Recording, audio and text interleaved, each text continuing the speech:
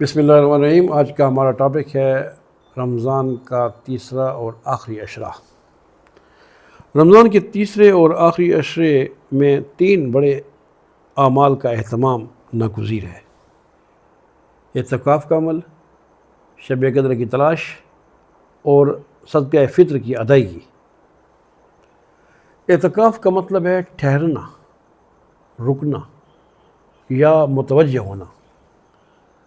اس عمل میں مسجد میں اس لیے ٹھہر جاتا ہے انسان تاکہ وہ نیکی کے کام کر سکے اور اللہ کی طرف متوجہ ہو سکے اور دنیاوی مشاغل سے کٹ جائے۔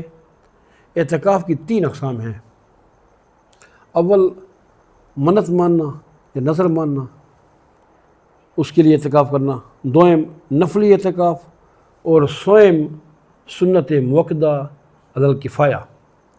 یہ ایسی مسجد جہاں جماعت کے ساتھ 5 وقتی نمازیں ہوتی ہیں، وہیں پہ اعتکاف ہو سکتا ہے۔ کسی نہ کسی کا اعتکاف کے لیے بیٹھنا ضروری ہے۔ محلے سے اگر ایک بھی بیٹھ جائے تو پورے محلے کا اعتکاف ہو جاتا ہے۔ ہاں، البتہ کوئی نہ بیٹھے تو سارے گناہگار ہوں گے ترک سنت کی وجہ سے۔